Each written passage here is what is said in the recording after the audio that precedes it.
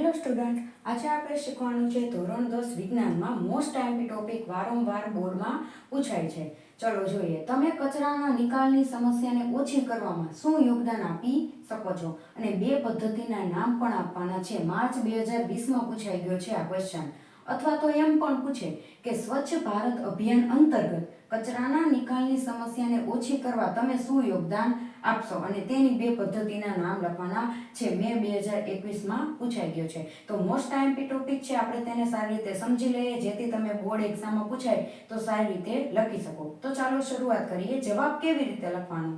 સૌપ્રથમ બે પોઈન્ટ અહીંયા આવે છે. તો સૌપ્રથમ પહેલા પોઈન્ટમાં ખાતર બનાવવું. શું બનાવવું?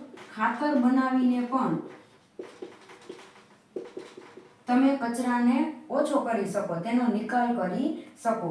તો જેમ કે ખાતર કઈ રીતે બનાવવાનું? તો વધેલો ખોરાક એટલે કે એઠવાડ હોય, શાકભાજીનો કચરો હોય, ફળોની છાલ હોય, સૂકા પાંદડા હોય, બગીચાનો કચરો હોય વગેરે જે વિઘટનીય કચરાને જમીનમાં ખાડો કરીને દાટી દેવામાં આવે છે અને થોડાક અઠવાડિયા પછી તેનું શું થઈ જાય? વિઘટન થઈ જાય છે અને ખાતર બની જાય છે. તો આવી રીતે પણ આપણે કચરાનો નિકાલ કરી શકીએ ખાતર બનાવીને, જે વિઘટનીય કચરો હોય તેનું. હવે જે અવિઘટનીય કચરો હોય તેનું શું કરવાનું આપણે?